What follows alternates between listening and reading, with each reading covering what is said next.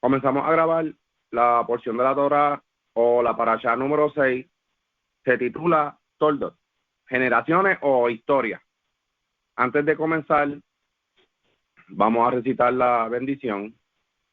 Bendito eres tú, oh Creador, Rey del universo, Creador de los cielos y la tierra, que das entendimiento y sabiduría para guardar tu ley y entenderla de todo corazón. Bendito eres tú, oh Adonai, dador de la vida, la cual tu justicia es justicia eterna y tu Torah la misma verdad. Baruch Hashem Adonai Lolam, bendito sea el nombre de nuestro Señor por siempre. Amén, bien, amén. Amén. Amén, amén. Amén, amén. Bien, la sinopsis de esta, Jacob y Esaf nacen, Isaac y los filisteos, Isaac se aparta de Abimelech, Isaac cava pozos de agua, casamiento de Esaf, las bendiciones de Isaac a Jacob y a Esaf. Esaf le trae a su padre la comida que le pidió y descubre que la bendición de la primogenitura fue destinada a Jacob. Y Esaf no le agradó la bendición, aborreció la bendición que le dio su padre. Bien, continuamos viendo el desarrollo de la nación de Israel. Vemos claramente cómo el Creador prospera el camino de nuestros patriarcas. Abimelech se da cuenta de la hermana de Isaac, que no es su hermana, sino su mujer. En el 10 del capítulo 26 nos menciona cómo Abimelech se dio cuenta de que Isaac le había mentido para preservar su vida. Entonces, según las leyes que nos mencionaba Vayikra, Shemot 20, dice, este mandamiento no es el que nos dice allí. Por lo tanto, sabemos bien que Isaac hizo un engaño, pero para preservar su vida, y el Creador no lo castigó por ello. Vemos que mucha gente dice, no, que los 10 mandamientos están, no engañarán, esto, lo otro, pero hay momentos que son para preservar la vida, y cuando es para preservar la vida, yo entiendo que hay muchas cosas que pesan más que eso. Vemos también el caso de Shinshón o Sansón, cuando le mentía a los filisteos o a los filisteos. Esto es algo que debemos de entender un poco porque muchas de las normas son para ponerlas por obra con nuestro prójimo o nuestro hermano, no con las naciones. Aunque con las naciones debemos ser justos delante de ellos, pero no así como tu hermano, como lo establece la misma escritura. Muchas veces el Creador dice, no harás así con tu hermano, no harás así con tu prójimo, no harás así con los mismos de tu casa. Entonces cuando vemos, Isaac lo hizo con alguien de las naciones y le dijo este engaño, esta mentira. El Creador no lo sancionó, lo castigó por eso. Al contrario, el Creador lo bendijo porque salió con más cosas de allí. ¿Cuántas veces hemos oído o leído que la mayoría de estas leyes son en la vivencia de nuestro pueblo? Montones de veces. Se sabe que montones de veces la Torá se dice que es para la nación de Israel y para cuidar también de los extranjeros que viven dentro de nosotros. Es por eso que nos dice el Creador, no harás así a tu hermano, no harás así al extranjero que vive entre vosotros, etcétera, etcétera. Debemos de reflexionar en que si nos encontramos delante de las naciones, estas situaciones que son entre la vida y la muerte, podemos utilizar ejemplos clave que nos ayudan a poder actuar delante de las mismas. Por otro lado, seguimos observando este código de moral que había en la tierra, de no acostarse con la mujer de otro. Son ejemplos contundentes de que aún así estos códigos de ética moral se practicaban, y más aún con un extranjero. Es decir, Abimelech pudo haber tomado la mujer de este extraño porque fue un extraño, y aunque en su conciencia ya había sabido que era la mujer de otro, ¿por qué no lo hizo? ¿Por qué no se acostó? Porque él sabía y tenía conocimiento de estas leyes morales. Fíjese que Abimelech le dice, mira, reprendió a Isaac, le dijo, porque me hace esto, si es tu mujer, no es tu hermana.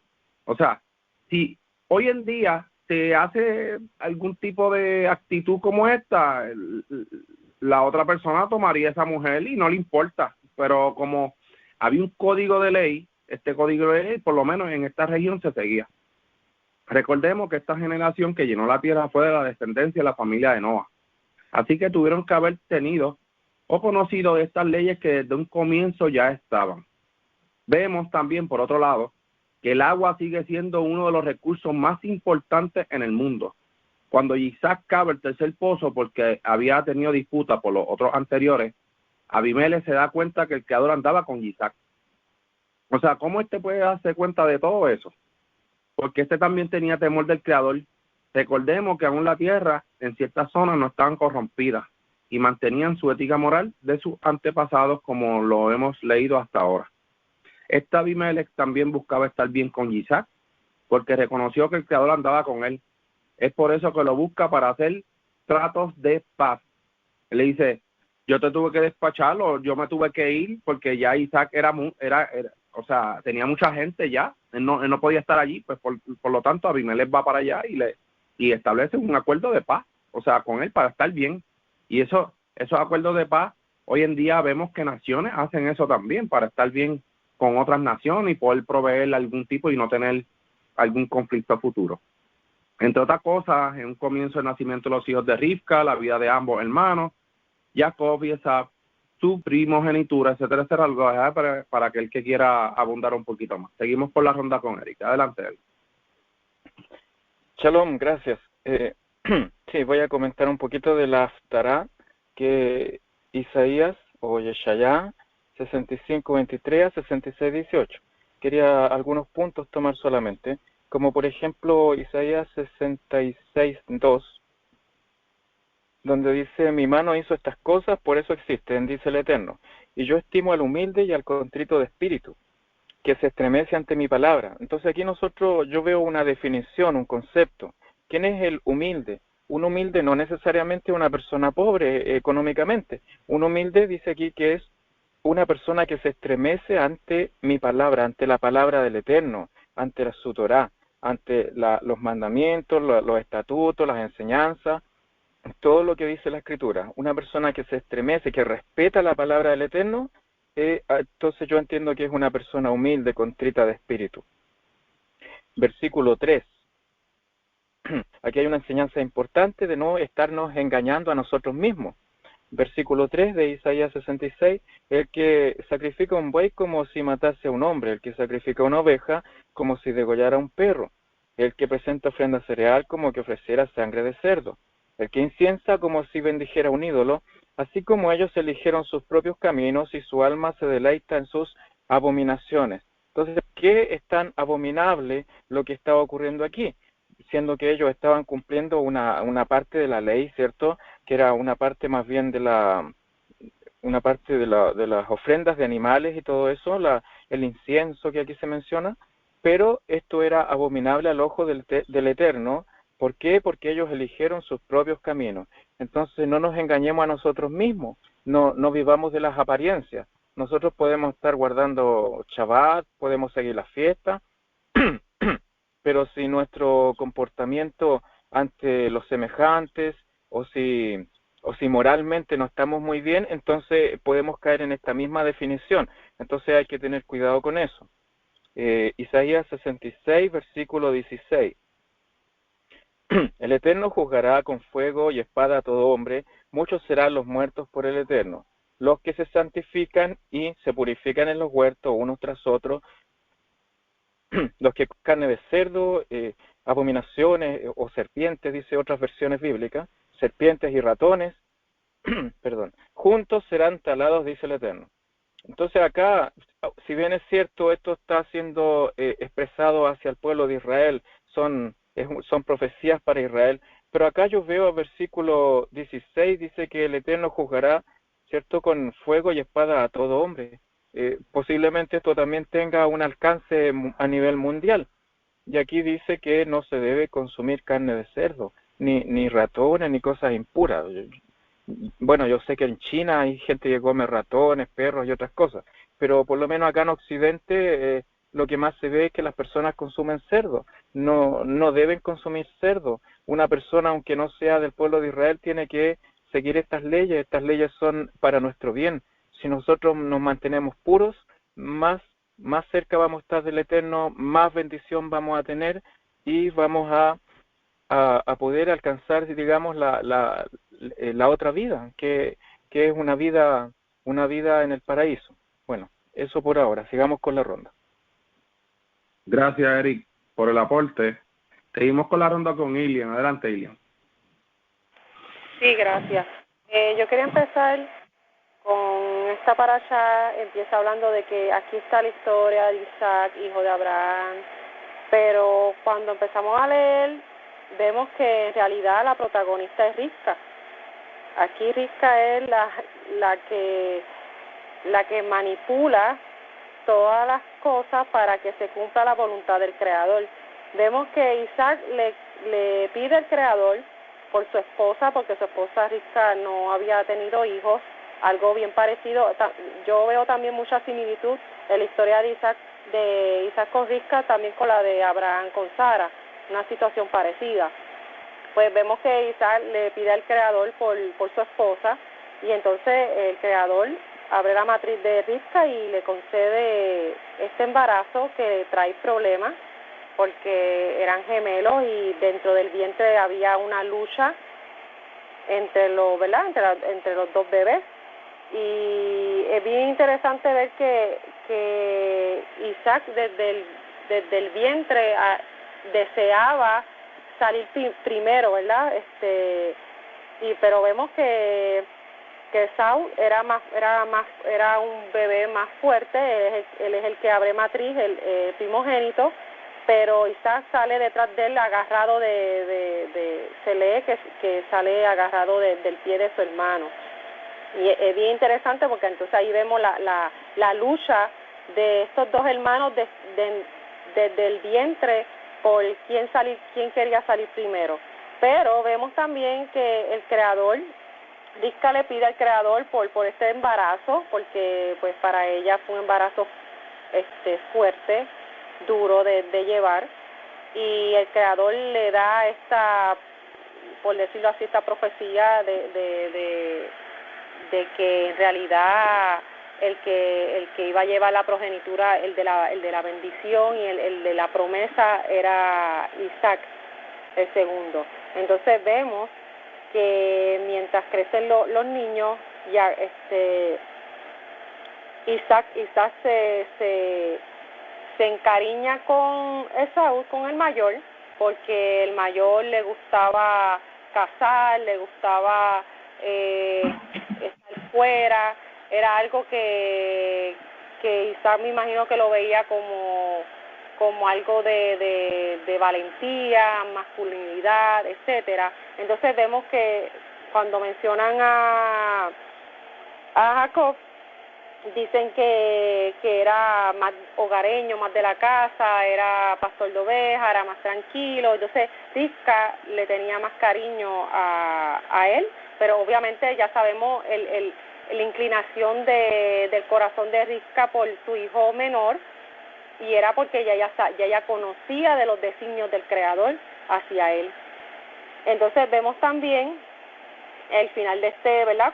Del primer, de donde empieza la parasha del capítulo 25, que Jacob es tan listo, es tan inteligente, que hace que su hermano haga un juramento para que le conceda y le pase la progenitura a él. Y vemos también aquí cómo Esaú le da un poco valor a la progenitura, como que no tenía conciencia de la importancia de esta posición que él tenía, y la desprecia por un plato de lentejas. Es algo que es sorprendente, porque se sabe que para esos tiempos lo que era la progenitura era algo de mucho valor, y vemos que Esaú no lo valora y hace este juramento vacío, ¿verdad? Porque él jura a su hermano dársela por el plato de comida, pero a la misma vez lo hace en vano, o sea, un juramento vacío que más adelante pensaba incumplir. Y nada, eso es lo que quería añadir en esta ronda. Gracias. Gracias a Ilian por el aporte. Bien interesante la dinámica entre esos dos hermanos en la lucha cuando salen del vientre. Así que también Rivka se convierte en una profeta, porque el Creador le habla y ella sabe lo que va a pasar en un futuro. Ella sabe y ella ayuda para que esa profecía se cumpla. Así que es bien interesante los datos que trae. Sigamos con la ronda con Minerva. Adelante, Minerva. Sí, en esa misma línea de la vida de Isaac, aquí Toldot realmente nos presenta el carácter de Isaac. Siguiendo la línea de su padre Abraham, vemos que era un hombre súper recto, tan recto que él iba derechito a bendecir a su hijo Esaú, independientemente de las cualidades que hubiese visto en Jacob. Sin embargo, él estaba ciego, él no podía ver físicamente a quién estaba bendiciendo. Yo creo que en eso estoy de acuerdo contigo. Yo creo que Rivka sí sabía el plan desde un principio, ya que ella sabía que habían dos naciones en su vientre. Y posiblemente, como ellos no eran gemelos idénticos, Esaú era diferente a Jacob, posiblemente de esas dos células, posiblemente ella pensó que la célula primero que se produjo fue la de Jacob. Pues no, o sea, algunos comentaristas han comentado sobre esto, que quizá ella hubiese sabido eso en su corazón. Y sí, ella hace un rol de profeta aquí en esta parashá. Claro, siendo su hijo Esaú mayor, pero hay una dinámica que están ellos, se dice que Jacob está haciendo su guiso, él viene con hambre del campo, y entonces cuando él le pide el guiso a Esaú, entonces él le intercambia, le pide como cambio la primogenitura, lo cual él atesoró y sabía la importancia de esto. Posiblemente pues estamos viendo un Esaú que quizás él estaba más por los sentidos. Entonces vemos a un Isaac que estaba más por la vida espiritual, era más de estudio. Entonces, por lo tanto, pues él podía discernir las cosas espirituales un tanto más elevado que Esaú. Entonces, estamos viendo cómo ya desde pequeño, desde el vientre, ya había esa batalla en el vientre de Rebeca, de Rivka. Más o menos esto era lo que quería comentar, porque, Toldot, generaciones, entonces yo me hice la pregunta, como se está viendo la vida de Isaac y los pozos y todo, hasta el tercer pozo, vemos una persona sumamente recta. Entonces, la pregunta que yo me hice para esta parashá, como habla también del plato de lentejas, ¿queremos bendiciones eternas o un plato de lentejas? ¿Qué representa el plato de lentejas? Pues unas bendiciones que son a corto plazo, que no van a satisfacer meramente los sentidos. Pero sin embargo, estamos mirando algo más superior, algo más elevado, a través de Isaac, a través de Jacob, perdón. Entonces, a esto yo me contesto, ¿hay que ver al mundo con sabiduría o verlo con los ojos físicos solamente? Esaú se preocupaba por la satisfacción inmediata, sin embargo vemos un Jacob que no perdía de vista la bendición, y lo cual representa también dos estilos de vida en nuestro mundo, que son dos arquetipos, son dos metáforas, si lo vamos a ver así. Pues nada, esto es lo que quería compartir. Gracias. Gracias, Minerva, por el aporte. Seguimos con la ronda con Esi. Adelante, Esi. Shalom. Tanto Isaac como Jacob y Esaú nacieron por una especial intervención divina, ya que sus madres eran estériles. Podemos ver que el texto revela que Jacob oró al Eterno por su mujer, y por la misericordia del Eterno ella concibió mellizos. En la 25-22 dice que y ellos luchaban dentro de ella. Podemos observar que desde el vientre ya había una lucha y se podía notar la diferencia de carácter. Yo digo que Jacob fue un luchador desde el vientre. Esaú, el primogénito, fue nombrado debido a su apariencia física porque era velludo, pero Jacob le tocó un nombre según su actitud, sostenido por el talón. Esaú, un amante de la casa, y aparentemente era un hombre fuerte físicamente, y yo creo que su padre ya que estaba pues deslumbrado en admiración por su hijo. Cuando vamos a la 27:3, el padre ya mayor le dice a él: toma tus armas, tu espada y tu arco, y sal al campo y tráeme lo que caces, y prepárame delicias como a mí me gusta, y tráemelo y comeré, para que yo bendiga antes de que muera. Entonces pues ahí podemos ver que él se gozaba de las cosas, ¿verdad? Y estaba orgulloso de lo que hacía Esaú. En cambio a Jacob, ¿verdad? Según el texto, lo describe como un hombre íntegro que moraba en carpas. Pocas palabras, un hombre del hogar y pasivo. Con eso quería culminar. Gracias, Esi, por el aporte. Según el relato del capítulo 27, las bendiciones que daban nuestros patriarcas lo hacían casi al final de sus vidas. Si se fijan bien, casi todas esas bendiciones a estos hijos siempre se daban ya al final del hecho de ya a punto de expirar, cuando ya estaban en una edad bien avanzada, que ya sabían que iban a morir, pues le traían los hijos, los nietos, como hizo Joseph también con Jacob. Traigan, vengan todos para bendecirlo a cada uno, ya le estaba en cama, él no podía casi ni ver. Así que vemos estos ejemplos grandes de estos patriarcas que casi estas bendiciones son al final, aunque el Creador lo otorga en el comienzo según el transcurso de la vida en edad temprana. O sea que en un transcurso intermedio el Creador como que se les mostraba a ellos, les presentaba, mira, yo soy el Creador de tus padres, anda, sé íntegro delante de mí, yo daré esta tierra, y vemos un sinnúmero de cosas que casi todo es en una edad como que intermedia, o sea, ya con una capacidad para poder entender. Aunque para el Creador no hay una edad, ¿verdad? Para hacer esto, simplemente lo traigo como fueron estos varones justos de antaño, así nuestros patriarcas. Era una edad como perfecta. Otro dato curioso es la edad de casamiento. Es una edad, si se puede decir, madura. Luego de los 40 años, esto nos da a entender que debemos de vivir y realizarnos para poder proveerle a la persona con quien vamos a estar. Es decir, estar capacitado y tener un conocimiento un poco más amplio. Esto es una manera de ver la vida diferente en comparación a hoy en día, que ya antes de los 25 años vemos una familia con 4 o 5 hijos, no tienen a lo mejor un techo propio, no están realizados. Es por eso que debemos de enseñar a nuestros hijos que primero es el Creador y que lo podamos incluir en nuestras vidas, objetivos y nuestras metas. Luego de ello, que se siga, ¿verdad?, encargando de bendecir nuestro camino en torno a una pareja o alguien para pasar el resto de nuestras vidas.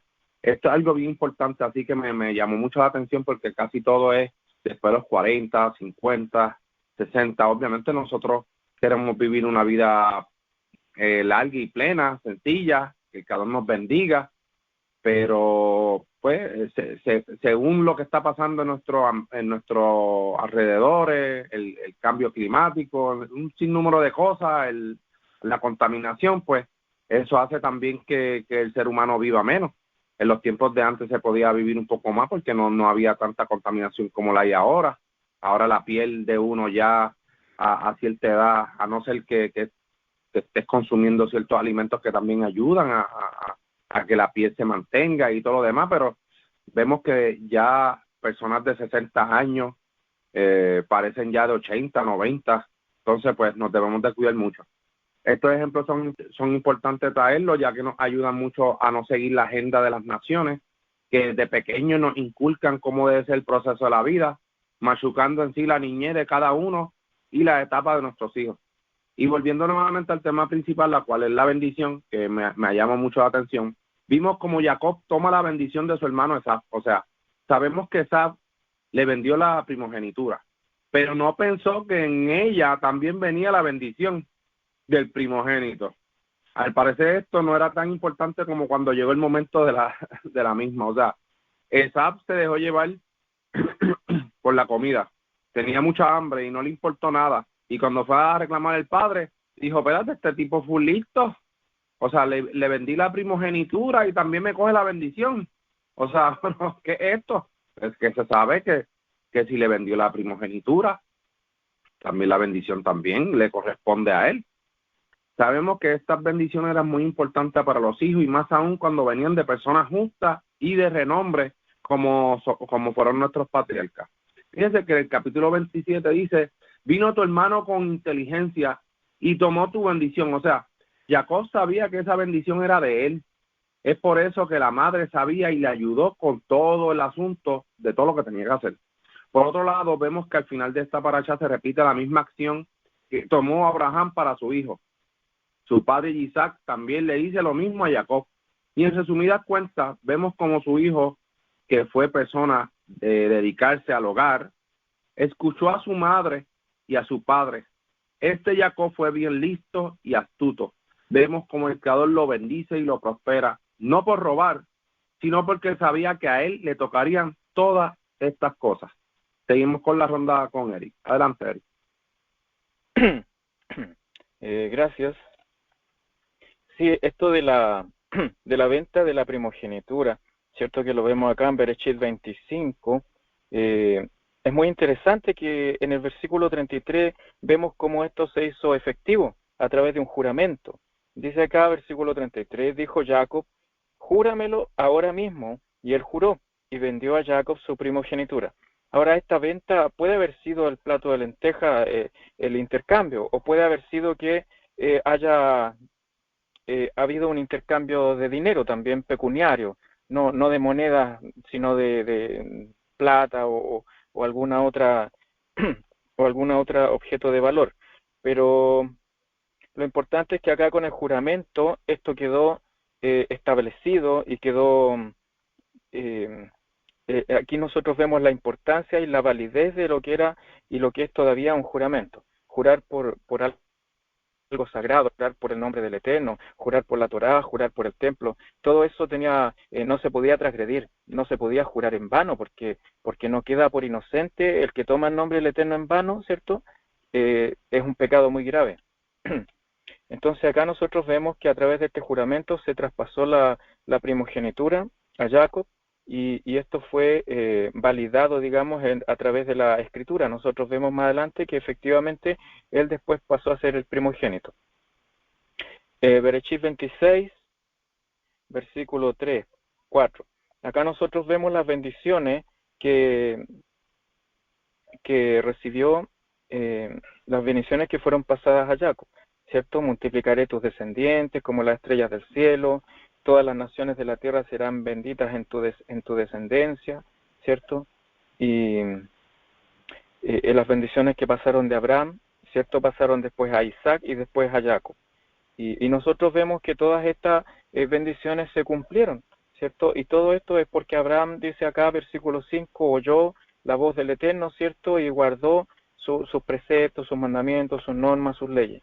Bueno, en ese momento no estaban todas las leyes, ¿cierto? Habían fiestas que todavía no habían sido establecidas, como la fiesta de los panes sin levadura, entre otras cosas, que eso fue establecido posteriormente.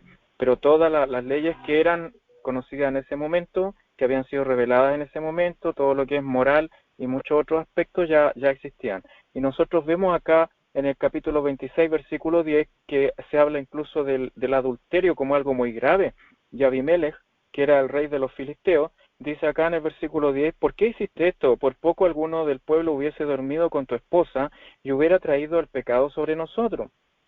Imagínate lo terrible que era el adulterio para estas personas, y estos eran filisteos, ¿cierto? Entonces, dice acá, entonces Abimelech mandó a todo el pueblo, el que toque a este hombre o a su esposa, de cierto morirá. Nosotros vemos acá entonces que el adulterio era un pecado que era conocido por las personas y que estaba prohibido.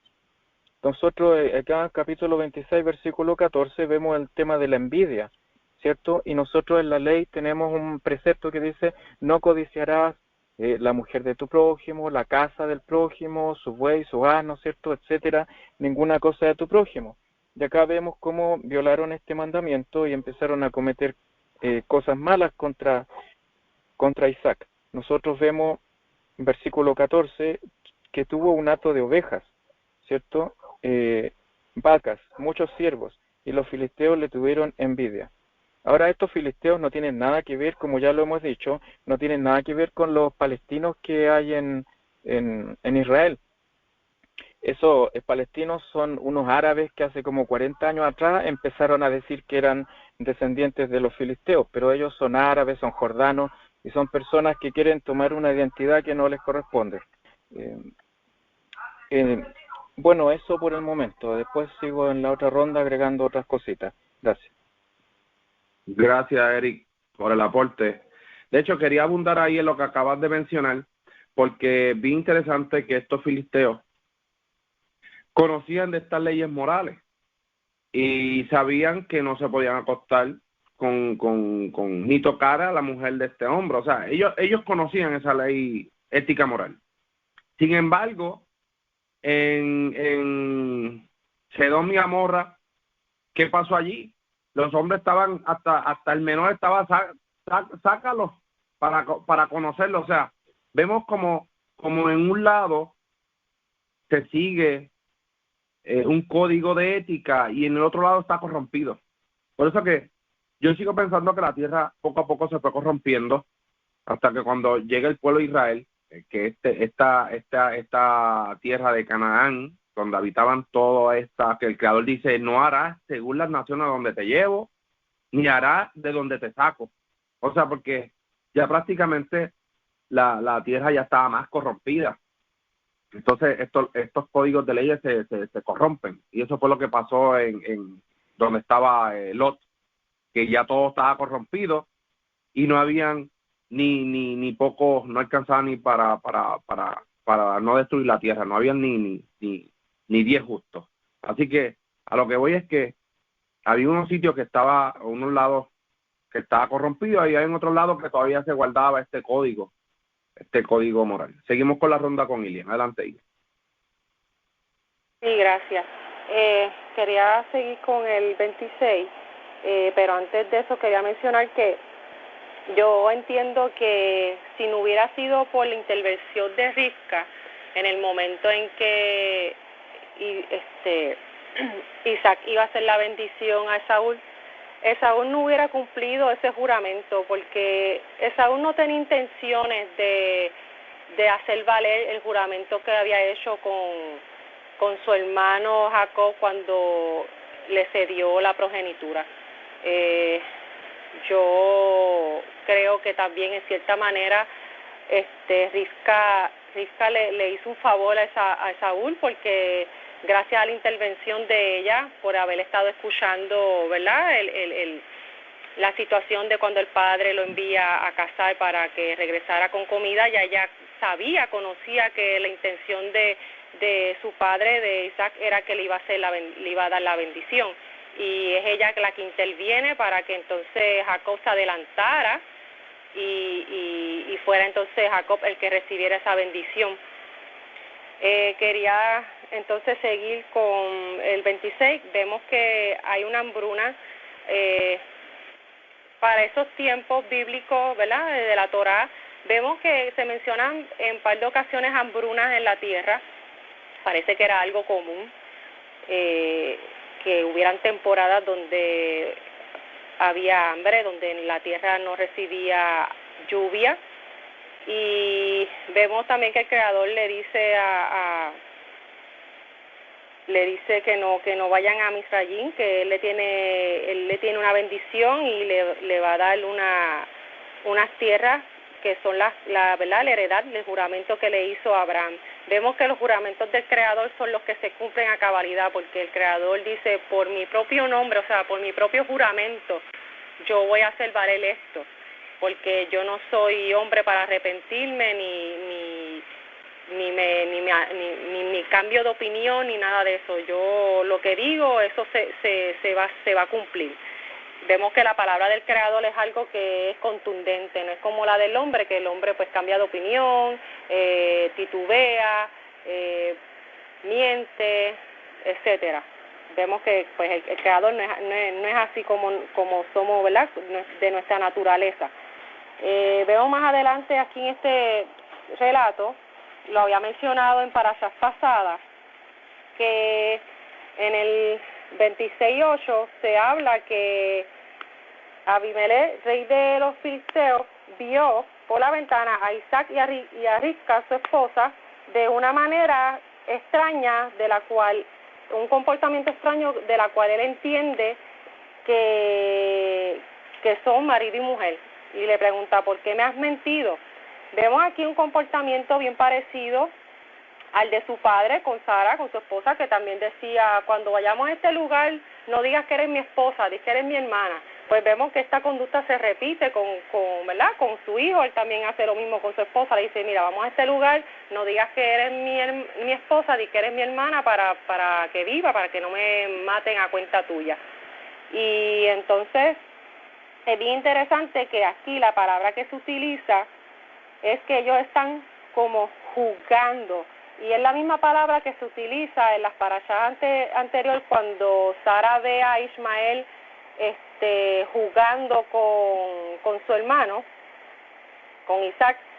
Vemos aquí que se utiliza la misma palabra, pero aquí se utiliza con una connotación de que están jugando de una forma como coqueta, como coqueteando, y es por eso que el rey se da cuenta de, espérate, ella no es tu hermana, ella es tu mujer. Y es bien interesante ver cómo se utiliza esta palabra en los dos relatos.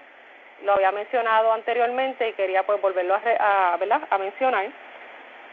Y entonces vemos también más adelante, al final de este capítulo, que la importancia del agua en estos territorios era bien importante, el suministro de agua.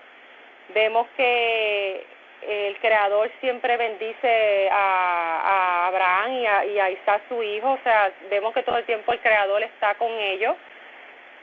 Donde quiera que los envía a estar, allí los prospera y los hace estar bien. Y las personas, los líderes de las naciones observan esa, ¿verdad?, esa situación y tienen un entendimiento de que el Creador está contigo, tu Dios te bendice. O sea, tú eres una persona que de verdad Dios, o sea, el Creador está contigo. Y vemos que ellos se preocupan por estar bien con él, ¿verdad? Van donde Isaac y le dicen, mira, nosotros queremos estar bien contigo, queremos estar en shalom, queremos hacer un trato para no crear ninguna contienda contigo, porque ellos sabían que si se metían con él les iba a ir mal, porque no se estaban metiendo con él, se estaban metiendo con el Creador.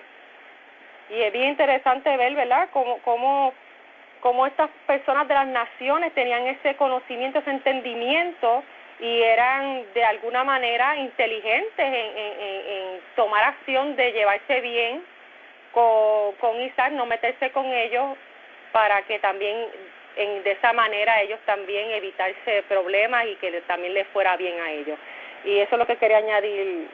Bueno, adicional también, quería añadir lo de la actitud de Isaac, que vemos que se casa con mujeres de Haití, que son mujeres paganas, y esto les causa un tipo de dolor de cabeza, de sufrimiento a sus padres, porque trae a su casa mujeres perversas, y vemos que Rivka procura entonces adelantarse y ir donde su marido y decirle, envía a nuestro hijo a casa de mi padre para que busque mujer allí, porque yo no quiero que cometa el mismo error que es de su hermano, de casarse con este tipo de mujeres de aquí.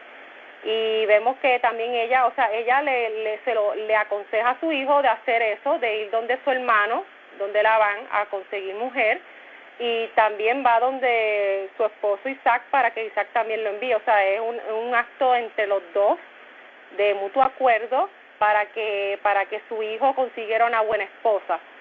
Y vemos también que aquí también se repite de nuevo esa acción de no tomar mujeres de esas tierras, ir a la tierra de su familia y buscar mujer que fuera conocida, no extraña. Y es bien interesante, ¿verdad?, ver cómo este comportamiento se repite, porque era como una costumbre entre ellos. Y nada, eso es lo que quería añadir. Gracias. Gracias, Ilian, por el aporte. Al parecer ese Sap se puso bien rebelde, o ese Sap era rebelde. Ese Sap era una persona que pensaba solamente en él. Y eso lo podemos ver desde el comienzo de la venta de la primogenitura. Seguimos por la ronda con Minerva. Adelante, Minerva. Sí, varias cosas que quería comentar en el capítulo 27, cuando se acerca Jacob a Isaac. Hay una dinámica bien interesante aquí. Él planea con su madre, con Rivka, cómo iban a llevar a cabo el plan. para que Isaac obviamente no se diera cuenta que era su otro hijo, Jacob. Aquí vemos en el 14. Aquí en el 14 dice que él sale a buscar a su madre, lo que le había solicitado. Entonces le hace la receta apetitosa que el padre más le gustaba. Entonces aquí Rivka tomó las mejores ropas de Saúl, de Isaac, su hijo mayor, que ella tenía bajo su cuidado, y lo puso sobre Jacob, su hijo menor. Entonces en ese momento le puso pieles de los cabritos sobre los brazos, sobre sus brazos y sobre las partes de su cuello que no tenían vello. Entonces así él se acerca donde su padre, y él le dice, ¿quién eres, hijo mío? Puesto que él no lo podía ver, y él le dice, soy yo, Isaac, tu primogénito. Y entonces él le contesta, hecho como pediste, siéntate y come la presa que he cazado. Aquí hay 3 cosas importantes. Primero que siendo que él no podía cambiar su voz, él altera sus brazos para que su padre crea que es Esaú. Entonces ofrece, número 1, el guisado, ofrece algo, tiene su piel cubierta por las pieles de cabrito, pero mantiene su voz. Entonces Isaac reconoce la voz de Jacob y le dice, claro, dice que esta es la voz de, tu voz suena como la de Saúl, acércate para tocarte. En otras palabras, la voz de él no le cambió, pero sin embargo cuando él se acerca, pues va a tocar obviamente la piel de cabrito y cree que es Isaac. Le dice, permíteme tocarte, dijo, hijo mío, ¿eres realmente Esaú o no? O sea, había una duda en Isaac. Dice que él se acerca y la voz, dice, es la voz de Jacob, pero las manos son las manos de Isaac. Y no se dio cuenta de quién era porque había vello sobre sus brazos. Pero eres realmente mi hijo Isaac. Vuelve y le pregunta, o sea, como una tercera vez, vuelve, como hay una duda, y le dice él, yo lo soy. Entonces ahí le dice, sírveme la comida, número 1, acércate y bésame, hijo mío. Y entonces ahí, cuando él se acerca para olerlo, creo que Isaac aparentemente tiene un olor específico, y dijo, mira, la fragancia de mi hijo es como el perfume de un campo bendecido por el Eterno. Y ahí comienza a darle la bendición, que él te conceda el rocío del cielo y la fertilidad de la tierra. Entonces ahí se suscita el número de las bendiciones, que son sumamente importantes, son como un sello, ya él no puede virar esa bendición, y cae sobre Jacob, que viene siendo el receptor, viene siendo la vasija de esa bendición.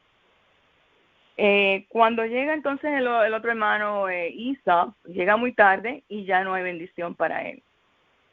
Pero sin embargo, la metáfora que quería traer, yo creo que la metáfora de las manos en Esaú representa cuando una persona vive exclusivamente por sus sentidos. Entonces es esta persona la que va a llevar el bastón de esta bendición, que va a ser, como dice, la generación de Abraham, el que va a llevar esta bendición, por eso dice Toldot, a las siguientes generaciones, es esta persona. Entiendo que no, porque esta metáfora de las manos viven más bien por los sentimientos y rehúsan el reconocimiento de una fuerza mayor que dirige la realidad a través o detrás de este escenario. Cuando se habla de la voz, indica que sí hay una conexión más elevada, más exclusiva, representa la voz de la fe dirigida por una fuerza superior. Entonces, Esaú no pudo cambiar su voz.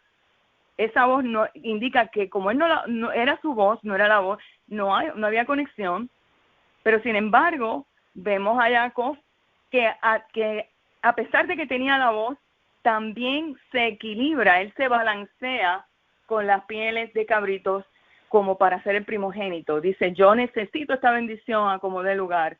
Él la valorizó tanto y tanto y tanto que era menester que esta bendición no cayera sobre una persona que no iba a ejecutar este mandamiento, esta sucesión. Entonces vemos que él mantiene su voz y estaba así mostrando un liderato superior. Entonces aquí vemos que a través de los bastidores, lo que nosotros hubiésemos visto, pero esto está erróneo, como esta familia.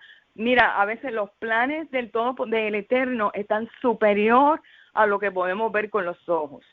Entonces, si bien Isaac estaba ciego a lo que él podía alcanzar a ver con su mirada, pero su mirada realmente tenía que estar conectada con el plan y el propósito del Todopoderoso que se lo había dado a través de Abraham. Pues nada, esto es lo que quería comentar. Gracias. Gracias, Minerva, por el aporte. Quería apuntar un poquito ahí sobre las bendiciones, y es que qué cosas más importantes, según leemos y podemos hacer un análisis de comprensión, estas bendiciones, porque si se fijan en el relato de Bilam o Balaam, cuando el Creador le dice, no te atrevas a maldecirle esta nación que ya yo he bendecido. O sea, hay algo aquí que no hemos comprendido del todo, porque parece que lo que sale de nuestros labios, esa bendición o esa maldición, tiene que haber un efecto, no sé, más allá, o algo sumamente desconocido para nosotros, porque fíjate que el Creador es el dueño de todo, pero ya el Creador lo había bendecido a la nación de Israel, y le dice a Bilam, no te atrevas a maldecir esta nación. O sea, como que no se te atreva a decir algo de tus labios sobre un mal de esta nación, porque ya yo le he bendecido. O sea, para tomar una acción a esa magnitud, uno dice, wow, pero realmente Bilam tenía ese poder para poder hacer algo, porque todo proviene del Creador. Entonces vemos estas bendiciones que estos hijos lo toman tan importante, excepto Esaf, que no le dio tanta importancia, que para estos justos sí era importante estas bendiciones. Y yo digo que el Creador, ¿verdad?, en su misterio, en estas cosas, hay algo que a lo mejor nosotros no hemos podido entender. Por lo menos yo de mi parte trato de poder canalizar esto de las bendiciones, y como que no logro todavía encajar, porque el Creador le dice a Moisés, tranquilo, a tu lado yo consumí este pueblo y de ti haré una gran nación. Así de sencillo. O sea, tú te quedas como que, ok. Entonces hay algo poderoso aquí en esto de las bendiciones a los hijos, que nosotros a lo mejor no podamos ver. Sí, se habla de estos patriarcas, de estas personas justas, de este Bilam, que era alguien de una nación, era alguien de otra nación, que le rendía a vete a saber a quién, pero conoció del Creador, en su misterio conoció al Creador. Y son tantas cosas que uno dice, wow, el Creador sí tiene muchos misterios, pero esto de las bendiciones, esto tiene algo tan importante. Y yo digo que cuando uno tiene hijos, uno tiene que analizar bien cómo uno lo va a procesar por medio de ellos. Seguimos con la ronda con ese. Adelante. Shalom. Que voy a comentar algo corto. Cuando Isaac, ¿verdad?, bendijo a su hijo, resumió la historia de sus búsquedas personales. A uno declaró que el Creador bendeciría a sus bienes y a su familia, y al otro le declaró que su espada sería la que le mantendría con vida. Podemos aprender mucho de la forma en que Esaú y Jacob vivieron, siempre dejando en claro lo que les importaba. Una vida basada en sus propias manos, las propias manos, ¿verdad?, porque así era como vivía Esaú, o la incesante búsqueda de la bendición del Eterno. Y algo que también quería añadir era, aquí podemos ver en el 26:4, 26:5, que dice, por cuanto oyó Abraham mi voz y guardó mis preceptos, mis mandamientos, mis estatutos y mis leyes. No nos podemos dejar influenciar, ¿verdad? O pensar que ninguno de las personas de las que habla la Torá no hicieron lo correcto, no siguieron lo que el Creador les dijo, porque aquí podemos ver que 100% sí fueron justos y guardaron, ¿verdad?, todo lo que el Creador les dijo. Hay sectas y religiones que quieren hacer ver ¿verdad?, contrariar eso y decir que no, que nadie pudo guardar la ley, que nadie pudo ser obediente, pero cuando leemos bien, no nos dejamos influenciar por lo que otros dicen, vemos la realidad. Y eso es solamente lo que dice de Abraham, ¿verdad? Si seguimos leyendo, vemos como todos ellos fueron ante, ¿verdad?, los ojos del Creador, pues fueron justos y obedientes. Y pues nada, con eso quería culminar. Gracias, Esi, por el aporte. ¿Alguien más tiene algún aporte final que quiera dar? Eric. Sí, Shalom. Mira, podría ser el tema, aunque ya se comentó un poco del tema de las esposas, de que Esaú tomó unas mujeres que eran hití o hititas. Y esto fue amargura de espíritu tanto para Isaac como para Rebeca.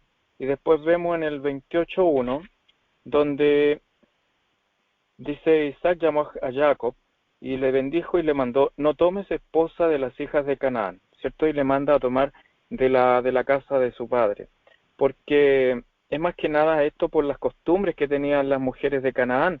Entonces ellas eran politeístas, tenían muchos dioses, eran personas que no tenían un código moral, no guardaban ninguna de las leyes que guardaba Abraham, como dice la misma escritura. Y Abraham, cierto, traspasó toda su conducta a Isaac con sus enseñanzas, a Jacob. Entonces sería un desastre que Jacob se fuera mal camino al meterse con mujeres que eran paganas y promiscuas también. Entonces por eso era amargura para su padre. Eso quería comentar. Gracias. Gracias, Eric, por el aporte. ¿Alguien más, algún aporte final que quiera dar? Sí, yo quería añadir un poquito más de lo que Eric acaba de mencionar, que es bien interesante que ya al final, cuando Esaf se da cuenta de todo el error que él cometió, yo creo que cuando él hace esta intercambio, ¿verdad? Él hace este juramento con su hermano y da la progenitura, él lo que pensaba era que, yo te doy la progenitura, pero igual la bendición la voy a coger yo. O sea, yo te estoy cediendo la progenitura, no la bendición. Pero vemos que él se molesta al darse cuenta que también perdió las dos cosas, porque una lleva a la otra, la progenitura va agarrada de esa bendición del primogénito.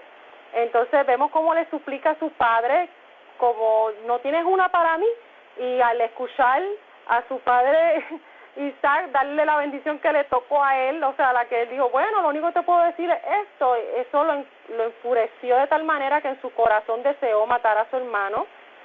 O sea, el odio era tan grande que entonces su madre,